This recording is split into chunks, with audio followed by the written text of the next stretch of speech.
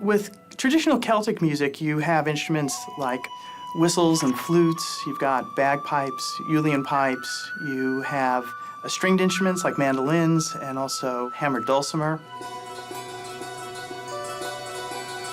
It has a very large range.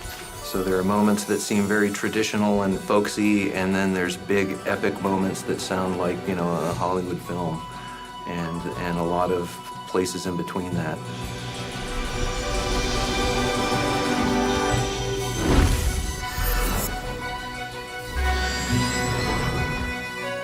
It was very important to have a Celtic-inspired score, so that's what we were looking for Sorcery. But we wanted to do something a little bit unusual with Celtic music and to somehow kind of stretch the use of the instruments and maybe resample them at certain times in order to give the world of Sorcery its own unique sound. So it was inspired by Celtic music, but it was a little bit twisted at the same time.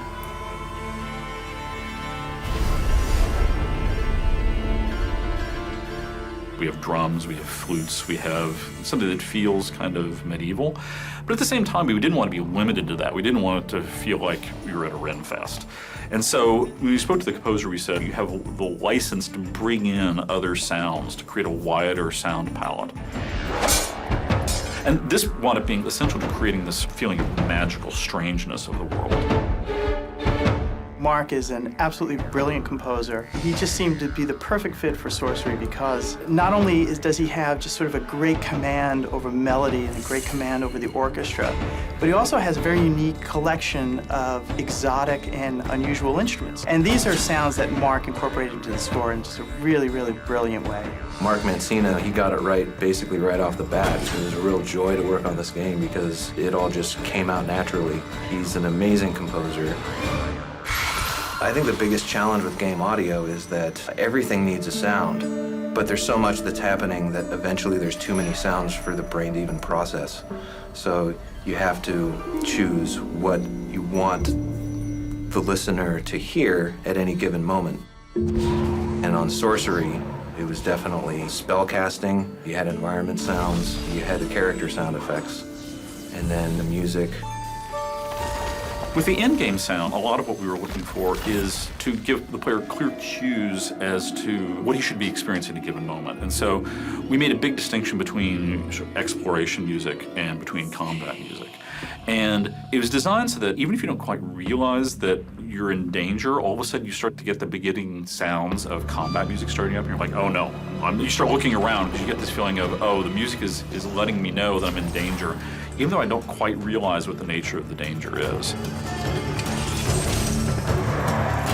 The whole spellcasting system is based on natural elements, fire, wind, ice. We wanted to make sure that the sounds were natural, but also magical. We want to have the sound respond to the force that you're using. So if you really fling it, it's going to be a lot more powerful sounding than if you're just kind of waving it around. You feel it. It's not just something that you hear, it's something you feel in your chest when you fire it off. It's about the loudest the game gets is when you have a fire tornado and you're shooting arcane bolts into it. There's a level of destruction that is unmatched throughout any other part of the game, and it's really fun.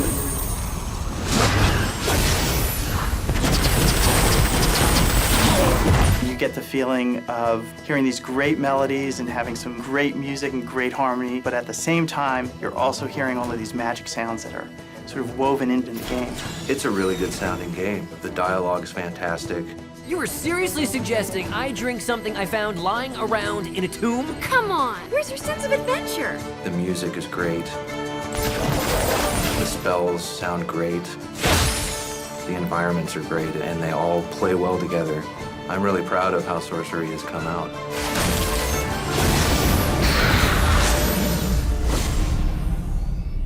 PlayStation